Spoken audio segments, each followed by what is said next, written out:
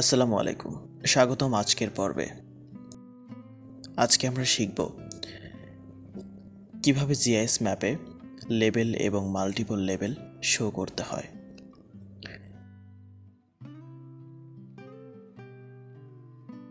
প্রথমে আমরা আর্ক ম্যাপে চলে যাব, এরপর ক্লিক করব।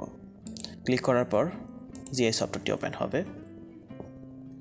এরপর ক্যাটালগ অপশনে গিয়ে আমি আমার শেপ ফাইলটা নিব। আমি ডিস্ট্রিক্ট শেপ ফাইলটা নিচ্ছি। আমি চাইলে এখানে কালার চেঞ্জ করতে পারি।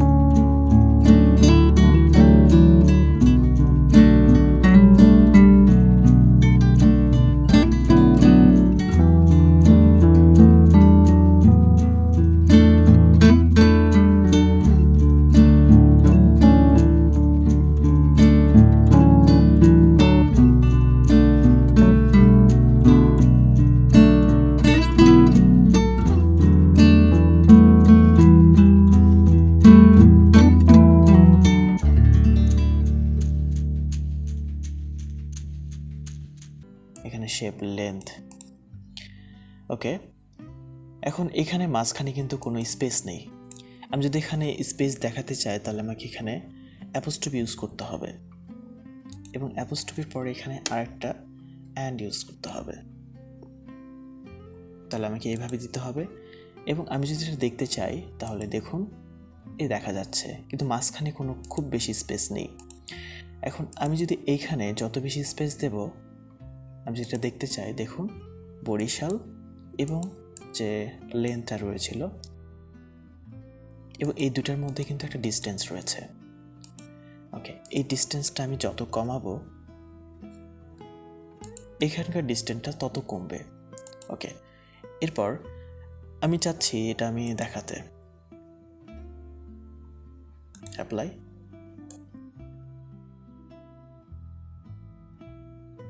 এখানে দেখুন ঢাকা এবং ঢাকার যে লেন্থ এটা শো করছে। এরপর আমরা দেখব কিভাবে